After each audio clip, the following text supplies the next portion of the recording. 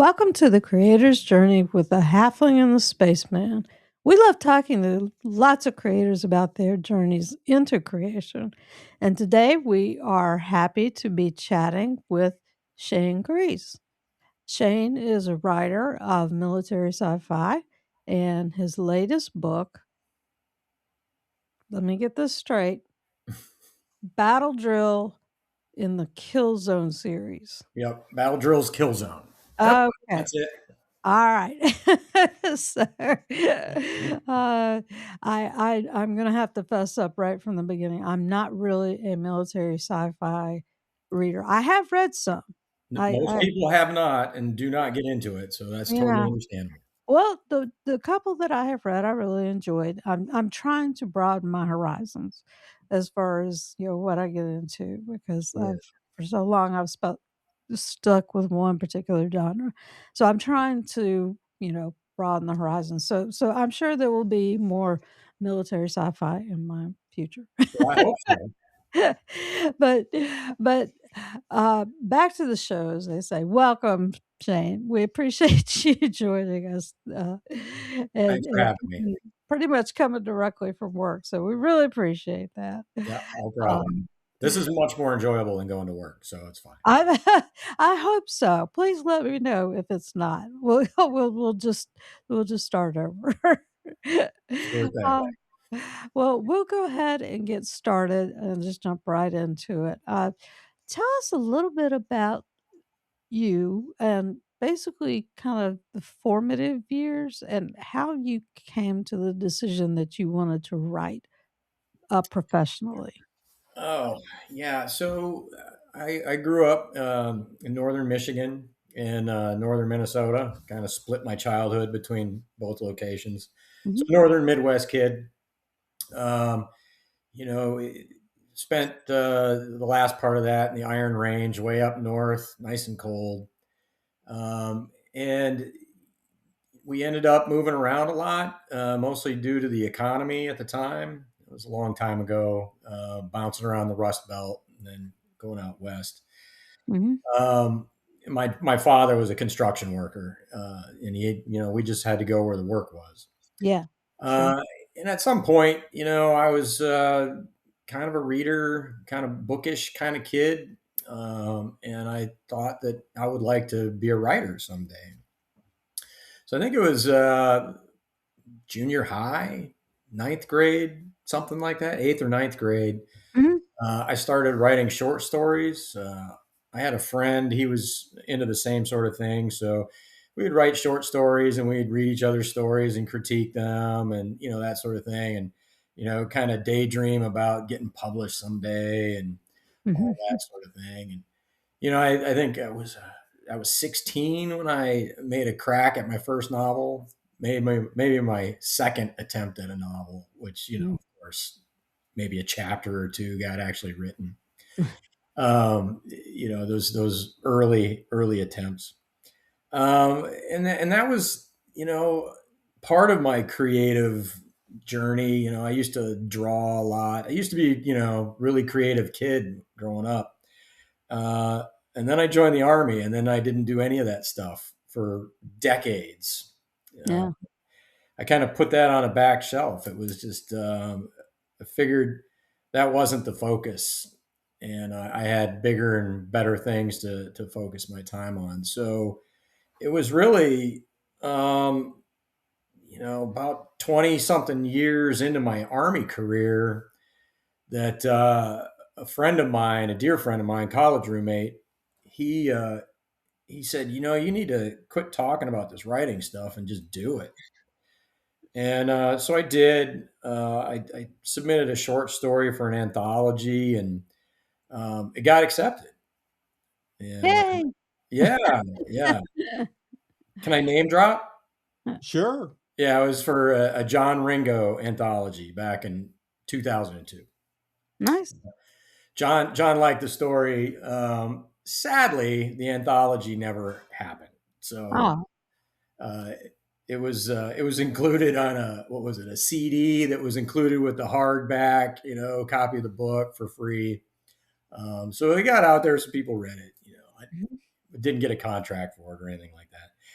And so I kind of put the writing on a back burner again for, geez, Louise, another decade and a half at least, maybe 20 years. It was a while. Um, and then I just got the bug again, and I wrote another short story. It did get included in another anthology. I actually got a contract, my first, and then it just took off from there. I got wind under my wings, and I said, Mhm. "Hey, I'm gonna start writing novels," and I got a contract from. Well, I'm gonna drop another name if that's okay. That's fine. So Eric Flint picked me up, and I wrote a trilogy for Eric for his Ring of Fire press, and I Mhm. got it started. Now I've got 7 published novels under my belt, several short stories. I got another manuscript out there that I'm shopping around, and yeah, that's how I got started.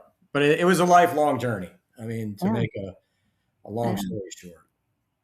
So it really started back in, like, upper grade school, like, or, what they would call, well, I guess it's really high school or middle school. Yeah, Middle school, high school, you really kinda started. You had a beta reader in school. That's pretty awesome. I love yeah, that. yeah.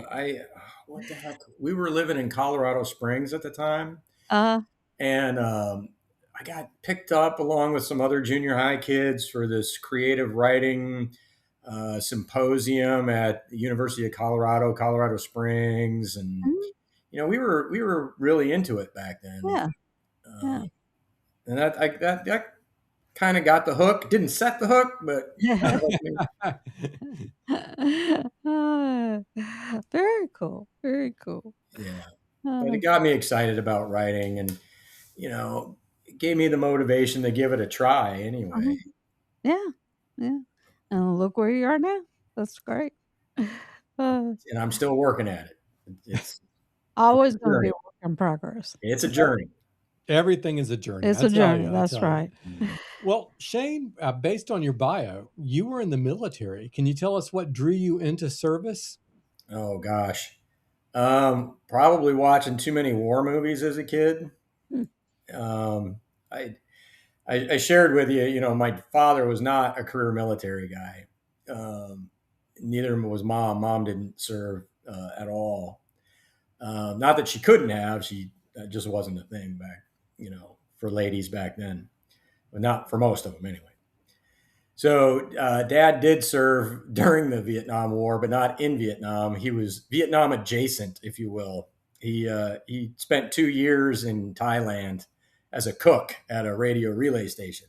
oh, wow. So, Dad's war stories were about black marketing steaks and cigarettes for booze, and getting away with disobeying orders from his officers, and things like that. He tells these stories now. I'm like, Dad, I'm so glad I never had soldiers like you. I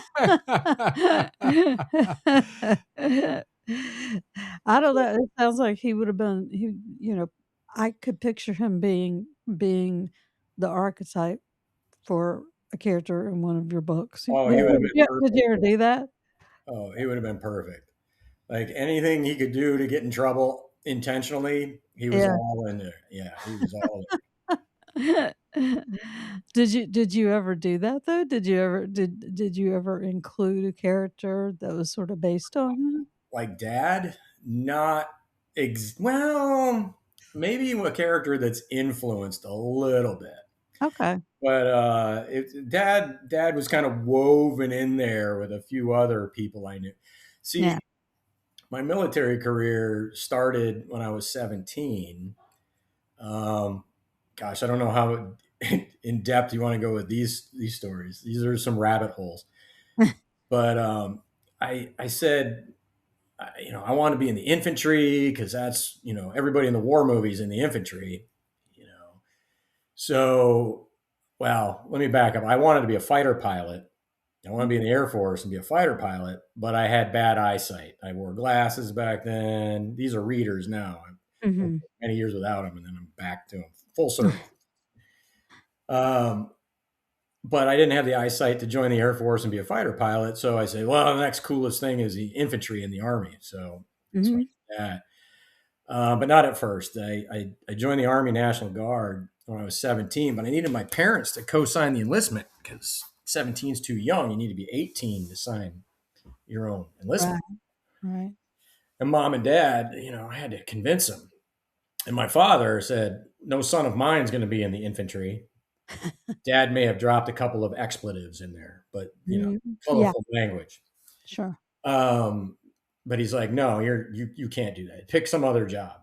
So I watched this movie called Full Metal Jacket. I don't know if you're familiar with it, I am. um, but they had combat correspondents, out there, combat photographers. Mhm. And I saw one of the Army jobs available was photographer. So I said, oh, well, if I'm a combat photographer, I'll get into combat.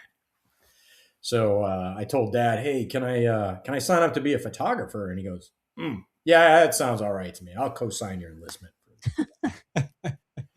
So yeah, all the combat I saw was in a dark room and taking a bunch of promotion photos of people in their dress uniforms. So that was Um, my combat photographer experience.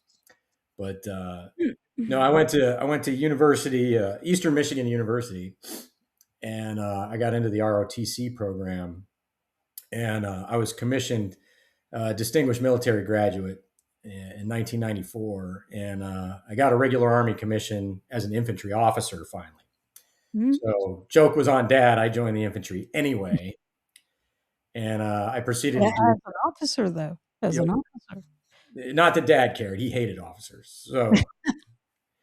Um, so I spent the next 30 years on active duty as an infantry officer, and Mm. enjoyed the heck out of it. Great experience. Well, I wanna interject something here. Well, it's sort of a question, um, because I was reading a little bit about your service as part of your bio, and social media and Amazon and all that, and it mentions that at one point you were a diplomat. Yep.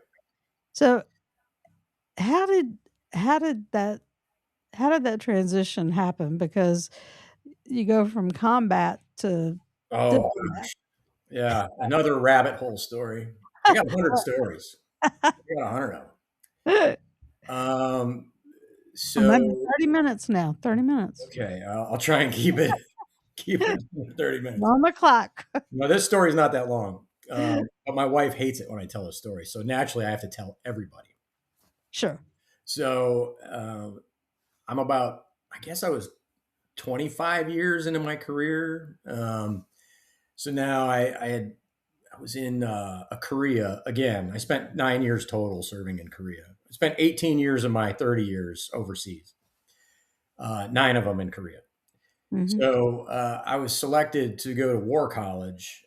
This was after I made colonel, and you put in a list. I didn't know there's 40 different war colleges and war college equivalents that you can do. You can do Army War College. I was in the Army. I'm like, okay, naturally. Or you could do the other service war colleges, or you could do, the foreign war colleges, or you could do these other things. You could go work for think tanks and get war college credit and, things like that. Mhm. So I put Army War College, Carlisle, Pennsylvania is my number one choice on my dream sheet. I put National Defense University in Washington, D.C. as my second choice. And then I just started putting throwaway stuff. Canadian War College, Australian War College. So I'm in Korea, and I get a phone call, said, hey, you need to go check because the list is out. Congratulations, you got Australia. And I'm like, I did not. Get out of here. I didn't even, it's not even my top three. So sure enough, I got selected to go to Australia for my war college. So I was an exchange officer. There was two of us Americans in that course.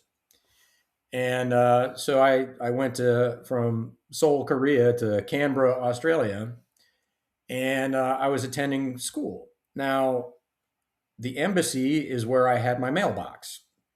So we had a PO box at the embassy mailroom, and I had a little badge so I could get in there and check my mail. And Mhm. I was on their little distro list for emails, and one day they sent out a distro email because we didn't have an ambassador; we just had a charge d'affaires. And the charge, we were getting an ambassador that later that week, but the charge wanted to throw one last party at the ambassador's residence before the new ambassador arrived. So he was having a whiskey tasting, and he invited every American in Australia to come to the embassy for free whiskey. And well, frankly, I can't turn down free whiskey. So my wife and I go over to the embassy, and we're drinking whiskey. And then I see these guys in the corner wearing suits, and they're standing there in a little group, a little knot, and they're kind of looking over at us, and they're talking to each other. They're looking at us, they're talking to each other. Finally, one of them comes over and sticks his hand out and goes, "Hey, I'm so and so. I'm the naval attaché." I'm like, "Oh, I'm Shane Gries." He goes, "Who the heck are you, and what are you doing here?" I said, "Oh, hey, that's some kind of greeting, but hey, I'm a student at the War College. I'm the Army guy." And he goes, "No kidding. I went to school there for a year, and then I stayed on to be the naval attaché." I'm like, "Really? That's pretty cool." And he's like, "Our Army guy's getting ready to leave when you graduate. You should replace him. You should be our next Army attaché." I said, "Can I do that?" And he goes, "I don't know. I did." I said, that's fantastic. First question, what's an attaché? He goes, "It doesn't matter, dude. It's awesome. You just need to do it." I'm like, all right, I'm sold. So I applied to be an attaché. They didn't want me to do it at first because I was in the wrong career field. I was an infantryman, and there's a whole separate career field for attachés. Mm-hmm. But the timing was right. I already happened to be living there with my family, and they're like, "You know what? You don't need to go to language school. You're already there. Fine. You can just stay there in the same town and be attaché." So that's how I became a military diplomat. I served in Canberra, Australia as the Army attaché for several years. I did a year at War College, and then there was this little year where we had this COVID thing going on. I don't know, maybe you heard of it. And then my clock started after that. And so I spent a total of 5 years in Australia, which were the last 5 years of my career before I retired from the Army. Wow. That is an awesome story. And it's actually true. I can't even make it up. So you're going to write your autobiography, right? Oh, goodness. Well, I got 100 stories. Maybe I could put them into an autobiography. I don't know if anybody think they're as entertaining as I do, but seldomly are our stories as entertaining as we think they are, but that's okay. Yeah. All right. There we go. Shane, based on your military career and your experience as a diplomat, how much of that bleeds over into your writing? It sounds like that would be like a rich well to draw from. Oh, yeah. A lot gets drawn from my personal experiences. And the fact that I'm a big history nut. Mm-hmm. I love reading military history. So that gets woven in there. The fact that I shared some, I experienced some certain things helps me appreciate military history in a different way, I think. Because I can kind of imagine what it was like in different places, even though I wasn't there. I can kind of have an idea what things are like. So I kind of weave those things into my writing. Mm-hmm. So my first trilogy.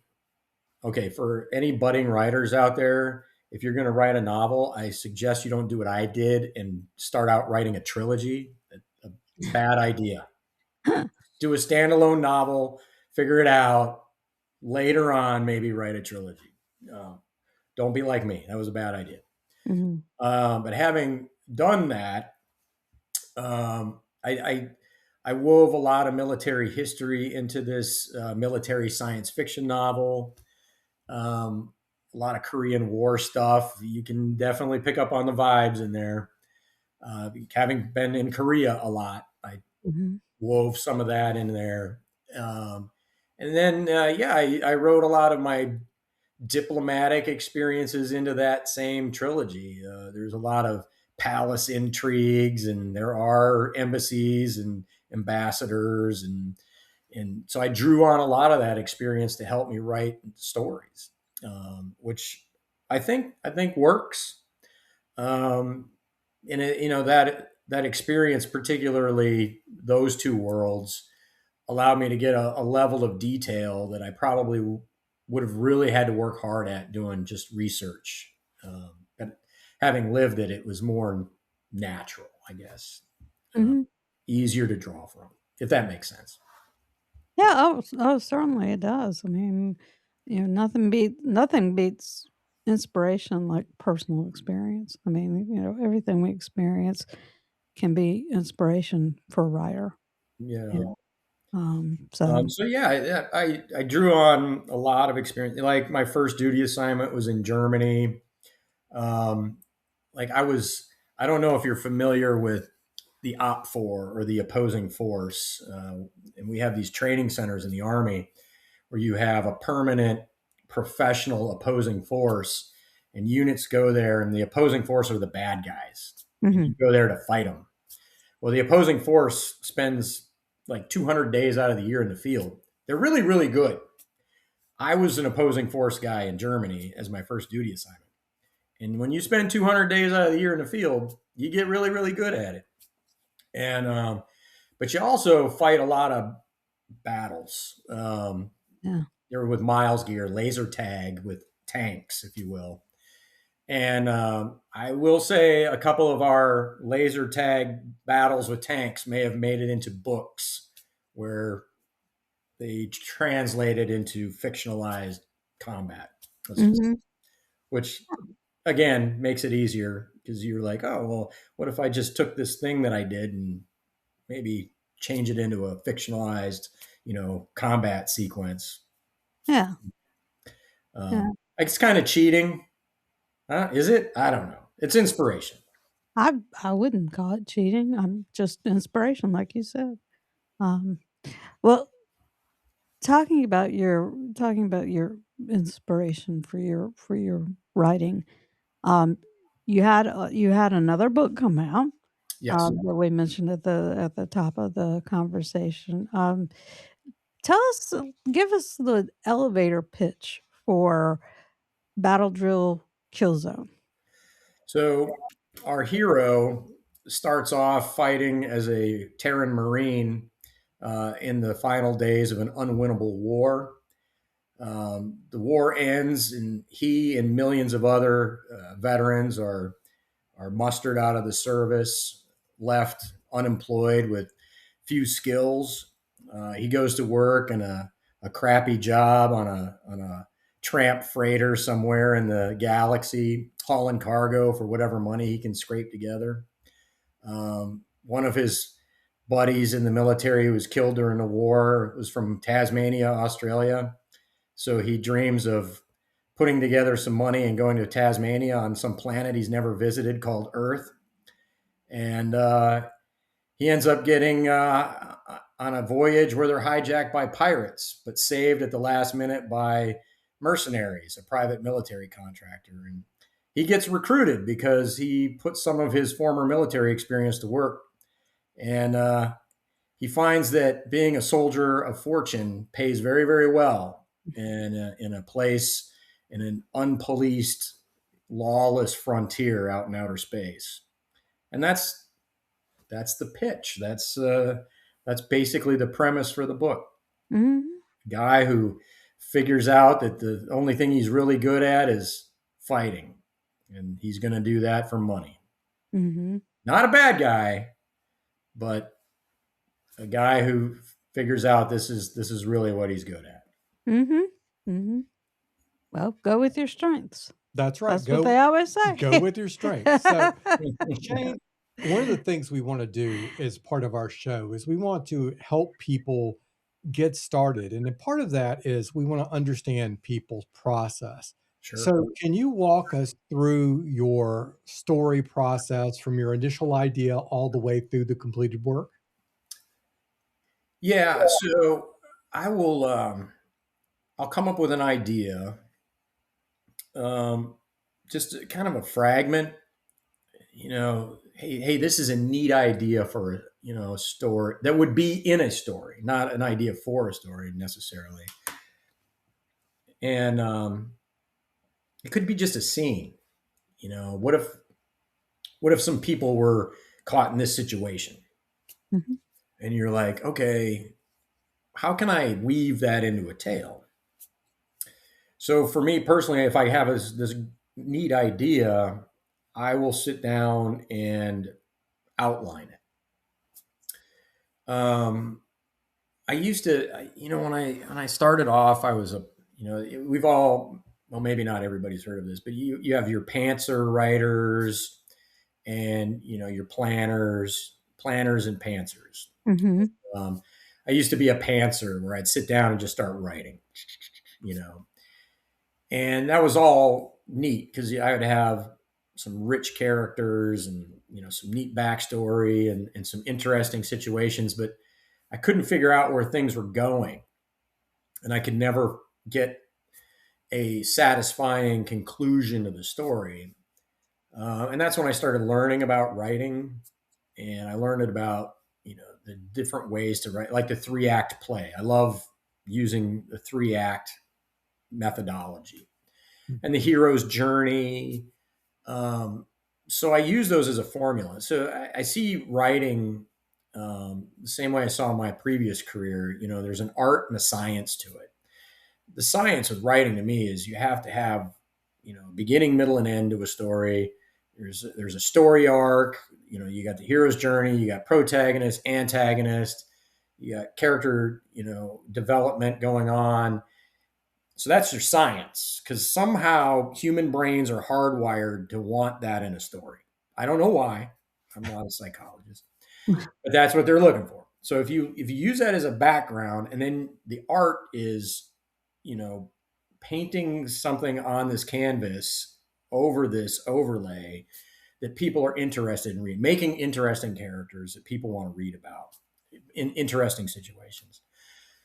So going back to the original idea, I take that template and I start doing an outline for a story. And before I even start outlining it, I already know how the story is going to end. I have the ending first. That's the first thing I start with. I have the ending of the story, so I know how the conclusion is going to sort itself out, one way or the other.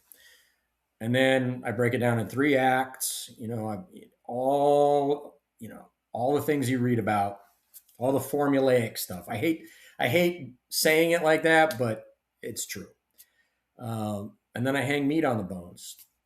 And once I have an outline, I just start writing. And it's a process. And if I sit down and I'm disciplined about it, it takes me a few months, and then I have something to go back and edit. And then I enter the process that all writers hate, which is the editing, which is painful. And that's how I do it. Well, I was going to ask you, and you sort of answered this, but um, I was going to ask you a little bit about how you actually learned the writing skills that you have to Yeah. do what you do. Yeah. So YouTube, that's where I learned it. I started looking up writing tutorials on YouTube. There's all sorts of really talented people out there, um, fishing for hits, trying to hawk their own books. So they give writing classes on YouTube for free. Mhm. Um, and I watched a ton of them. And there's some great stuff out there. I learned a ton, and it cost me nothing, you know, other than my internet connection. Right. So for all the budding writers out there, uh, I would suggest going on YouTube, start watching these tutorials, and you'll learn a lot. What you need to understand, if you're someone out there thinking about writing a story, is we're all different. I talked about, I do an outline. Some people are pantsers and they're amazing at it. You know, John Ringo is a pantser and he's amazing at it. There's a lot of other writers like that. I can't personally do that. So you again, it's an art and science. You have to figure out what works for you. But if you go out and you do the research and you find out how other people do it, then you can apply those tools in a way that's most comfortable, most suitable for yourself. And I think that's the bottom line. Um, and then sit down and make yourself right. Quit making excuses, quit procrastinating, get after it. Mhm. And then it'll come together eventually. Well, I think you said something very important, and other writers have said the same thing, is don't let anybody tell you that this is the way you have to do it, Right. because there's different methods out there, Right. and what works for one may not be your thing. Like, Hey, you started off thinking that you could just do it off the top of your head. You had a story idea and you started rolling with it, but then you couldn't get to the end because you hadn't done the planning. hey, Halfling, the only person that should tell you this is the way is the Mandalorian. Great show. We Great show. haven't seen it yet because we're not subscribers to all these different streaming channels. We just can't. I'm We not just either. I caught it at a friend's house. Highly recommend though. A yeah. lot of fun. A lot of fun. We've heard really good things about it, but we just haven't mustered up the, I don't know, whatever you call it, to pay for the streaming Yeah, service. yeah. Hey, I paid for 3 years of Apple TV to watch the first 3 seasons of For All Mankind, Oh, that's true. and then it jumped the shark, and I just kind of gave up on it. Yeah. Well, I wanted to get Apple TV to watch Silo because I started watching some of those episodes because I had read the entire book series and the books are so good. And Silo, I got to say, is pretty true to the original source material. So, All right. Well, anyway, Shane, now we are to the most important part of our whole session, the most important part. Tell our audience out there, all our listeners on the internet and all the ships at sea, where they can find your book and more about you. okay. So you can find my books on Amazon.com. You just have to know how to spell my name correctly. So it's ShaneGries. If you got that, you'll find me on Amazon. I'm also on Facebook and I'm also on Twitter X. You can find me there and happy to interact. Happy to let you know where I'm at with my writing and what projects are coming up. And gosh, I'm always happy to interact with fans because um, if I may, I here's another story. No kidding, there I was Ah, at the embassy in Canberra, Australia, and I'm acting defense attaché. I was triple hatted at the time, and I had this group coming in from Hawaii, these Air Force people, and they were going to go do something in the country, and we had to give them a pre-brief. So they come by the embassy, we do the pre-brief, we go through the whole thing, and at the end, one of them pulls me aside and goes, "You don't write books, do you?" I'm like, "Yeah, I do." And he's like, "I've read everything you've ever written. I'm a huge fan." And I was blown away. So it's amazing who you run into and where. That is pretty darn cool. very cool, very cool. Uh, well, I think that is going to top it off for us, because we are about out of time. But we want to thank you again so much for joining us, for this wonderful chat. We've had a great time getting to know about you and your work and your process, and most importantly, we thank you for your service, for all the years of your service and the various things that you've done. Uh, Well, thanks for the opportunity. It's been a pleasure chatting with you, and gosh, I hope other folks reach out. keen to engage with anybody who's interested in the work. All right. And we also want to thank our audience for joining us today. And we hope that you've been entertained and inspired by today's guest, Shane Gries. And this is the Spaceman for the Halfling and the Spaceman podcast. Over and out.